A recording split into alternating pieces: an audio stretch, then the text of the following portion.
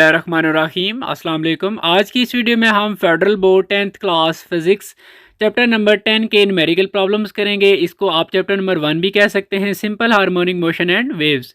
तो पहला numerical problem है कि a simple pendulum has time period of 2 second, it is called second pendulum, find the length of second pendulum on earth and on moon. तो data note करते हैं जी, साथ साथ statement को दोबारा से पढ़ते हैं। अ simple pendulum has time period of 2 second, इसमें उसने टाइम पीरियड दिया है, ठीक है। टाइम पीरियड को हम कैपिटल टी से डिनोट करते हैं और वो कितना है, 2 सेकेंड है। उसके बाद वो कहता है it is called second pendulum, ठीक है जी। Find the length, length find करनी है जी, ठीक है। एल यानी कि फाइंड करनी है, लेकिन ये लेंथ फाइंड करनी है ऑन अर्थ, यानी कि इसको हम एल ई लिख देंगे। ये छोटा सा ई जो है ये अर्थ को रिप्रेजेंट कर रहा है।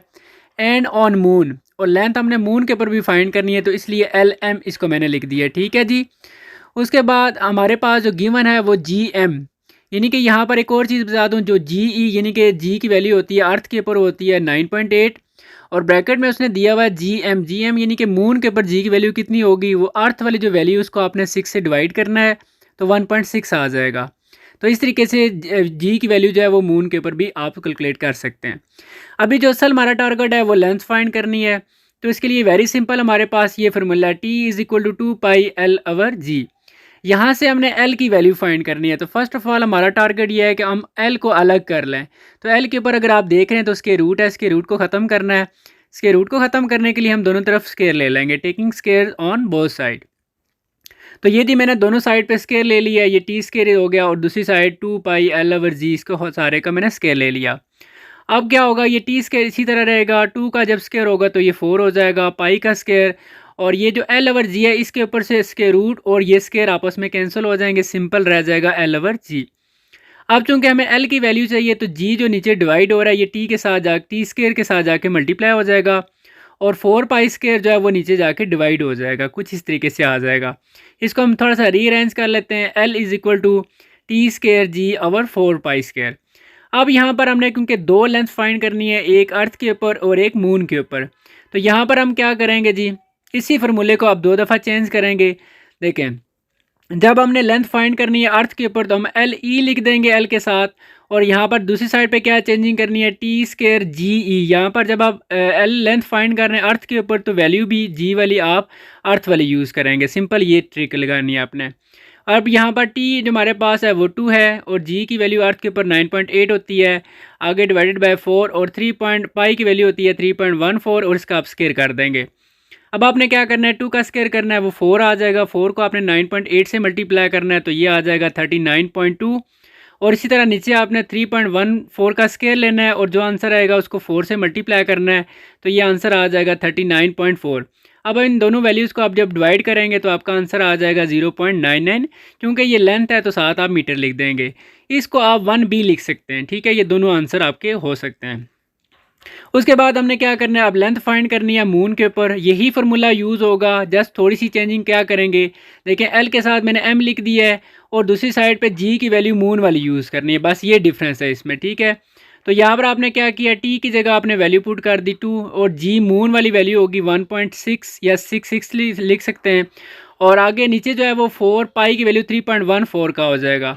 अब आप क्या करेंगे, 2 का स्केयर जब लेंगे तो 4 आ जाएगा, 4 को जब आप 1.6 से मल्टीप्लाई करेंगे तो आपका आंसर आएगा 6.4, और नीचे जब आप इसको सॉल्व करेंगे तो आ जाएगा 39.4, दोनों को डिवाइड करेंगे तो आपका आंसर आएगा 0.169। ये साइड पे मैंने लिखा है, हो सकता है आपका आंसर आ रहा हो 0.168। तो 8 को, क्योंकि 8 के आगे जो 5 है वो 5 की वजह से आप 8 को 9 भी लिख सकते हैं, ठीक है। तो ये आपका आंसर होगा। अब दूसरा जो न्यूमेरिकल प्रॉब्लम है वो ये है कि a simple pendulum has time period of 5 second, what should be length of pendulum on moon to have same time period, gravitational acceleration, यानी कि सिंपल जिसको हम जी कहते हैं, ऑन मून इज़, वो कहता है जो मून के ऊपर जी की वैल्यू है वो 1/6 है, किसका जी, ऑफ द ग्रेविटेशनल एक्सेलरेशन, यानी कि जी की वैल्यू जो ज़मीन पर होती है ना अर्थ पर, उसको आपने 6 से डिवाइड कर देना है, जैसे ऊपर हमने अभी किया भी है। तो डाटा नोट करते हैं, दोबारा से स्टेटमेंट साथ पढ़ता हूँ कि a simple pendulum has time period, time period कितना दिया गया जी, 5 सेकेंड। टाइम पीरियड को हम कैपिटल टी से डिनोट करते हैं, तो T is equal to 5 second. What should be length, length find करनी है जी, लेंथ हमने फाइंड करनी है ऑन मून, तो मैंने साथ छोटा सा एम लिख दिया, to have same time period. अच्छा, फिर आगे उसने कहा gravitational acceleration on moon is 1/6, यानी कि जो अर्थ के ऊपर जी की वैल्यू होती है उसको आपने 6 से डिवाइड करके जी की वैल्यू ले आनी है मून के लिए। तो ये जी एम आपके पास होगा, जो जी की वैल्यू होती है अर्थ के ऊपर उसको आपने 6 से डिवाइड करना है। तो जी की वैल्यू 9.8 होती है, जब आप इसको 6 से डिवाइड करेंगे तो 1.6 आ जाएगा। अब यहाँ से हमारा सोल्यूशन स्टार्ट हो जाएगा, क्योंकि इसमें भी हमने लेंथ फाइंड करनी है, तो वही फार्मूला आप यूज़ करेंगे सिंपल पेंडुलम का। T is equal to 2 pi L over G. यहाँ से हमने एल फाइंड करना है, तो अगेन क्या करेंगे, taking square on both side, दोनों साइड पे ये हमने स्केयर ले लिया। अब क्या हो जाएगा, T square is equal to ये 2 बन जाएगा 4 और पाई स्केयर और इसके ऊपर से स्केयर रूट कैंसिल हो जाएगा, एल ओवर जी रह जाएगा।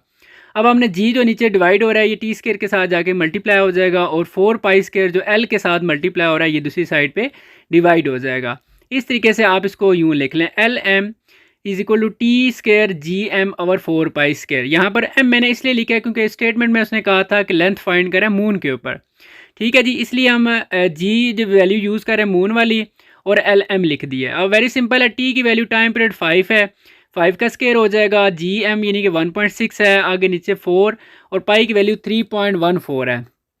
5 का आप स्केयर लेंगे 25 आ जाएगा, 25 को जब आप मल्टीप्लाई करेंगे 1.6 से तो आपका आंसर आएगा 40, और इसी तरह आप 3.14 का स्केयर लें और उसको 4 से मल्टीप्लाई कर दें तो ये आ जाएगा 39.4। जब आप दोनों को डिवाइड करेंगे तो आपका आंसर आ जाएगा 1.01। चूँकि ये लेंथ है तो लेंथ का यूनिट मीटर होता है, तो यही आपका फाइनल आंसर होगा। तो डियर स्टूडेंट्स, यहाँ पर आपको ये कहूँगा कि आप फजल अकेडमी यूट्यूब चैनल को सब्सक्राइब करें इंशाल्लाह, क्योंकि आपका एग्ज़ाम जारी है तो मैं आपको गेस्ट पेपर भी प्रोवाइड करूँगा जिसमें शॉर्ट लॉन्ग क्वेश्चंस और इंपॉर्टेंट न्यूमेरिकल्स भी बताऊँगा, और इंशाल्लाह कोशिश करूँगा कि SLOs बेस्ड MCQs भी प्रोवाइड करूँ। तो अब नेक्स्ट हमारा न्यूमेरिकल प्रॉब्लम है जी 3। A pendulum of length 2 meter is vibrating at a planet. It completes its one vibration in time 5 seconds. What is value of g, यानी कि gravitational acceleration at this planet? तो data note करते हैं। A pendulum of length 2 metre, length कितनी दी गई है जी 2 metre की, तो मैंने L is equal to 2m लिख दिया। Is vibrating at a planet, it completes one vibration, ये टाइम पीरियड होता है, ठीक है, टाइम उसका कितना है जी 5 सेकंड, टाइम पीरियड उसका हो गया 5 second. What is value of g, g हमने फाइंड करना है। तो ये अगेन फार्मूला तो वही यूज़ होगा, T is equal to 2 pi L over g, लेकिन इसमें आपने क्या करना है, जी की वैल्यू इस दफ़ा निकालनी है। तो जी के ऊपर भी देखा जाए तो उसके रूट है, तो उसके रूट को ख़त्म करने के लिए taking square on both side, हम दोनों साइड पे ये स्केयर ले लिया। अब क्या हो जाएगा, T square is equal to 2 बन जाएगा 4 पाई स्केयर और इसका स्केयर रूट कैंसिल हो जाएगा, एल ओवर जी आ जाएगा। अब चूंकि यहाँ के हमें जी अलग करना है तो जी को मैं ऊपर ले जाऊँगा टी स्केयर की जगह और टी स्केयर को जी की जगह ले आऊँगा, तो ये फार्मूला कुछ इस तरीके से बन जाएगा। अब आपने क्या करना है, सिंपल इसमें वैल्यू पुट करनी है 4 और पाई की वैल्यू 3.14 का स्केयर हो जाएगा, और एल की वैल्यू आपको गिवन है जो कि 2 है, और इसके बाद टाइम पीरियड जो है वो 5 है, वो गिवन है 5 स्केयर हो जाएगा। अब आपने क्या करना है, 3.14 का स्केयर लेना है, उसको फिर मल्टीप्लाई करना है 4 से, फिर मल्टीप्लाई करना है 2 से, तो फाइनल आंसर आपका जो आएगा 78.8, और नीचे 5 का स्केयर ये आ जाएगा 25, दोनों को जब आप डिवाइड करेंगे तो ये आ जाएगा 3.2 मीटर पर सेकंड स्केयर, क्योंकि ये एक्सेलरेशन है। तो हो सकता है आपका आंसर 3.15 आ जाए कैलकुलेट करते हुए, तो आप 1 को, क्योंकि 1 के आगे 5 है तो 5 की वजह से आप 1 को 2 भी लिख सकते हैं, ठीक है, इसको आप 3.2 भी लिख सकते हैं, ये आपका फाइनल आंसर होगा। उसके बाद नेक्स्ट हमारे पास न्यूमेरिकल प्रॉब्लम नंबर 4 है, what is time period of mass spring system. यहाँ पर दो चीज़ें माइंड में रखनी है कि वो ऊपर वाले जो थे वो सिंपल पेंडुलम था, यहाँ पर मैस स्प्रिंग सिस्टम है, बस दोनों के फार्मूलाज डिफरेंट हैं। If mass attach to spring is 500 grams and its spring constant is 20, तो वेरी सिंपल है जी, what is time period, statement में वो क्या कह रहा है, what is time period, time period यानी कि हमने फाइंड करना है of mass spring system if mass attach to spring is, mass कितना अटैच है, इस दफ़ा मैस गिवन है जो कि 500 ग्राम्स है, क्योंकि ग्राम जो है वो ऐसा यूनिट नहीं है। हम न्यूमेरिकल प्रॉब्लम इसमें ये करते हैं कि सारे यूनिट जो है एक जैसे होने चाहिए, एक ही ऐसे यूनिट्स में होने चाहिए। तो 500 ग्राम को किलोग्राम में कन्वर्ट करने के लिए 500 को 1000 से डिवाइड करेंगे तो ये 0.5 kg आ जाएगा। और उसके बाद it's spring constant, spring constant को हम के से रिप्रेजेंट करते हैं जो कि 20 न्यूटन मीटर है, न्यूटन पर मीटर। उसके बाद हम क्या करते हैं, यहाँ पर फार्मूला यूज़ करेंगे T is equal to 2 pi M over K. जब मैस गिवन हो तो ये एम ओवर के वाला फार्मूला यूज़ होता है, और जब लेंथ गिवन हो तो सिंपल पेंडुलम फिर उसको हम एल ओवर जी लिख देते हैं, ठीक है जी। अब यहाँ पर क्या करेंगे, 2 और पाई की वैल्यू होती है 3.14, और यहाँ पर अंडर रूट आगे मैस जो है वो 0.5 है, और k की वैल्यू 20 है। यहाँ पर 3.14 को आप मल्टीप्लाई करेंगे 2 से तो ये आ जाएगा 6.28, और पहले रूट के अंदर इस तरह करें कि 0.5 को आप डिवाइड कर लें 20 से, जो आपका आंसर आ जाएगा 0.025, फिर आप इसका अंडर रूट ले लें। तो इस तरीके से जब आप इन दोनों वैल्यूज़ को आपस में मल्टीप्लाई करेंगे तो आपका आंसर आ जाएगा 0.99, और इसको आप 1 भी लिख सकते हैं। तो ठीक है जी, ये आपका जो है ना यहाँ पर फाइनल आंसर आ जाएगा। उसके बाद नेक्स्ट न्यूमेरिकल प्रॉब्लम नंबर 5 है। If 10 waves are produced on a long stretched string of length 1 meter, what is wavelength of the wave?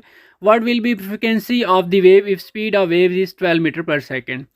तो यहाँ से दोबारा स्टार्ट करते हैं। If 10 waves are produce, number of waves कितनी दी गई हैं जी? हमारे पास 10 है, और नंबर ऑफ वेव्स को हम रिप्रेजेंट करते हैं जी n से। n हमारे पास 10 है। उसके बाद नेक्स्ट वो कहता है on a long static string of length 1 metre, length कितनी दी गई है जी? लेंथ 1 मीटर है। और इसके बाद नेक्स्ट वो कहता है what is wave length of the wave, wave length को हम लेमडा से रिप्रेजेंट करते हैं। और what will be frequency, frequency हमने फाइंड करनी है। और उसने कहा कि if speed of waves is 12 metre, speed कितनी दी गई है जी? 12 मीटर है। यहाँ पर जो हमारा टारगेट है वो दो चीज़ें हैं, एक वेव लेंथ है और एक फ्रीक्वेंसी है।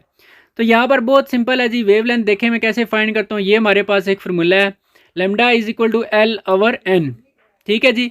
और ये साइड पे मैंने लिख भी दिया है कि लेंथ ऑफ स्ट्रिंग, पूरी जो उस स्ट्रिंग है, रस्सी है, उसकी लेंथ कितनी है, और divided by number of waves उसके अंदर कितनी प्रोड्यूस हो रही हैं। तो इस तरह हमारे पास एक वेव लेंथ यानी कि एक उसका पोर्शन का वैल्यू आ जाती है।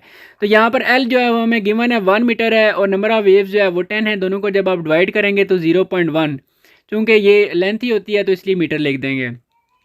उसके बाद हमने फ्रीक्वेंसी फाइंड करनी है, तो हमारे पास ये फार्मूला है v is equal to F lambda. और यहाँ पर हमने क्या करना है जी कि फ्रीक्वेंसी फाइंड करनी है, तो लेमडा को v के साथ जाके डिवाइड कर देंगे, तो इस तरह f is equal to we over lambda आ जाएगा। और v की वैल्यू हमारे पास गिवन है 12, और लेमडा की वैल्यू अभी हमने फाइंड की है 0.1। जब दोनों को डिवाइड करेंगे तो 120 आ जाएगा। फ्रीक्वेंसी का यूनिट आप हर्ट्ज लिख देंगे। यहाँ पर आपका ये न्यूमेरिकल प्रॉब्लम कंप्लीट हो जाता है। उसके बाद नेक्स्ट न्यूमेरिकल प्रॉब्लम नंबर 6 है जी। 6 में क्या कहा गया है कि in a ripple tank of length 1.6 metre waves cover this length in 2 seconds if distance between two consecutive trough is 20 centimetre, then find the number of waves, frequency and their time period. तो in a ripple tank of length 1.6 metre, length कितनी है जी? Length को आप S भी लिख सकते हैं, L भी लिख सकते हैं, ये आपकी मर्जी है, ठीक है। 1.6 मीटर। अच्छा, wave cover this length in 2 second, time कितना दिया गया? 2 सेकेंड का। If distance between two consecutive trough is 20, देखें दो कंसेक्टिव ट्रफ हों या क्रस्ट हों, दोनों के दरमियान जो वैल्यू होती है उसको हम लेमडा से रिप्रेजेंट करते हैं, ठीक है। तो वो हमारे पास 20 सेंटीमीटर है। अब सेंटीमीटर जो है वो ऐसे यूनिट नहीं है, तो इसलिए हम क्या करेंगे, 20 को 100 से डिवाइड करेंगे तो ये 0.2 मीटर आ जाएगा। उसके बाद हमने क्या करना है जी, find the number of waves, number of waves को एन से रिप्रेजेंट करते हैं, फ्रीक्वेंसी ऑफ वेव, फ्रीक्वेंसी को एफ से, एंड देयर टाइम पीरियड और कैपिटल टी। ये 3 चीज़ें हमारा टारगेट है, हमने फाइंड करनी है। सबसे पहले हम क्या करेंगे जी, नंबर ऑफ वेव्स फाइंड करने के लिए अभी जो हमने ऊपर फार्मूला यूज़ किया है, N is equal to L over lambda, ठीक है। और यहाँ पर क्या हो जाएगा, यहाँ से वैल्यू हम लेमडा की वैल्यू जो है ना, ये साइड पे भी देख सकते हैं, लेमडा की वैल्यू मैंने ऊपर लिखाई थी, lambda is equal to L over N, और यहाँ से एन और लेमडा आपस में चेंज हो जाएंगे, और इस तरह N is equal to L over lambda, ये हमारे पास फार्मूला आ जाएगा। और इस न्यूमेरिकल प्रॉब्लम में हमने लेंथ को जो है ना वो एस से रिप्रेजेंट किया हुआ है, इसलिए मैं एल की जगह फिर एस लिख दूंगा, S over L, S over lambda. और एस हमारे पास 1.6 है, लेमडा हमारे पास 0.2 है, दोनों को डिवाइड करेंगे तो नंबर ऑफ वेव्स 8 आ जाएंगी। उसके बाद हमारे पास नेक्स्ट टारगेट है जी फ्रीक्वेंसी, और इसके लिए हमारे पास फार्मूला है V is equal to F lambda. और यहाँ पर फ्रीक्वेंसी हमने फाइंड करनी है, तो फ्रीक्वेंसी इक्वल आ जाएगी वी ओवर लेमडा। यहाँ पर लेमडा तो हमारे पास गिवन है, यानी कि वी हमें नहीं पता, तो वी हम फाइंड कर सकते हैं। ये साइड पे देखें मैंने लिखा हुआ है V is equal to S over T. S हमारे पास 1.6 है, टी हमारे पास 2 है, तो ये दोनों को जब आप डिवाइड करेंगे तो 0.8 मीटर पर सेकेंड आ जाएगा। अब आप क्या करेंगे, इसी फार्मूले को यूज़ करेंगे, वेरी सिंपल है। F is equal to we over lambda, V आपके पास 0.8 आ चुका है, लेमडा आपके पास 0.2 है, दोनों को जब आप डिवाइड करेंगे तो 4 आ जाएगी फ्रीक्वेंसी, और 7 यूनिट भी लिख देंगे। उसके बाद टाइम पीरियड फाइंड करना है, तो टाइम पीरियड जो है वो रेसिप्रोकल है इस फ्रीक्वेंसी का, तो 1 ओवर एफ, और 1 ओवर एफ की वैल्यू आपने अभी फाइंड किया 4, जब दोनों को आप डिवाइड करेंगे तो ये आ जाएगा 0.25 सेकेंड। उसके बाद नेक्स्ट हमारे पास न्यूमेरिकल प्रॉब्लम है, calculate the frequency of red light of wavelength 700 nanometre in vacuum. तो यहाँ पर दोबारा से डाटा नोट करते हैं। डाटे में क्या कहा गया जी, कैलकुलेट द फ्रीक्वेंसी, फ्रीक्वेंसी हमने फाइंड करनी है of red light of wavelength, wavelength को लेमडा से रिप्रेजेंट करते हैं जो कि कितना है 700 न्यूटन मीटर। तो 700 इसी तरह लिखेंगे, नैनो की जगह आप 10⁻⁹ लिख देंगे और आगे मीटर इन अ वैक्यूम। तो यहाँ पर ये भी बात माइंड में रखनी है कि वेव की जो स्पीड होती है वो स्पीड ऑफ लाइट के बराबर होती है, और स्पीड ऑफ लाइट जो है वो होती है 3 × 10⁸ यहाँ पर फ्रिक्वेंसी फाइंड करना हमारे लिए बहुत आसान है, क्योंकि ये फार्मूला है v = f लैम्डा। यहाँ पर फ्रिक्वेंसी फाइंड करनी है तो फ्रिक्वेंसी के साथ जो लैम्डा है वो v के साथ जाके डिवाइड हो जाएगा, तो इस तरह f = v लैम्डा आ जाएगा। v हमारे पास 3 × 10⁸ है और लैम्डा की वैल्यू हमारे पास 700 × 10⁻⁹ है। अब पहले क्या करें, 3 को डिवाइड कर लें 700 से, तो आपका आंसर आ जाएगा ये 0.00428, और जो नीचे 10⁻⁹ है ये ऊपर जाके प्लस हो जाएगी, तो इस तरह 8 + 9 आ जाएगा, तो ये 0.00428 × 10⁻17 हो जाएगा। अब आप क्या करें कि ये प्रॉपर साइंटिफिक नोटेशन में नहीं है, तो इसको आप जब प्रॉपर साइंटिफिक नोटेशन फॉर्म में लिखेंगे तो पॉइंट को जब आप 4 के आगे डिजिट लेके आएंगे, ठीक है, तो ये हो जाएगा 4.28। अब चूंकि आप लेफ्ट साइड से 3 डिजिट मूव करके आए तो इसलिए ये पावर में से 17 - 3 कर देंगे, तो इस तरह आपका फाइनल आंसर जो है वो 4.28 × 10⁻14 हर फ्रिक्वेंसी है, तो हर साथ इसका यूनिट लिख देंगे। यहाँ पर आपके न्यूमेरिकल प्रॉब्लम कंप्लीट हो जाते हैं जी। आपके माइंड में कोई भी क्वेश्चन है और जो चीज़ आपको इस न्यूमेरिकल प्रॉब्लम में समझ नहीं आई आप मुझसे पूछ सकते हैं, और पढ़ाते हुए कोई भी चीज़ जो मुझसे गलती होगी वो मैं माज़रत चाहता हूँ। जो चीज़ आपको समझ नहीं आई मुझसे, मैं उसके लिए भी माज़रत चाहता हूँ, लेकिन आप कमेंट्स में बताएं, मैं इंशाल्लाह आपको दोबारा से गाइड कर दूँगा। उम्मीद है आपको प्रॉपर समझ आ जाएगी। अपना बहुत सारा ख्याल रखें। अल्लाह हाफिज़।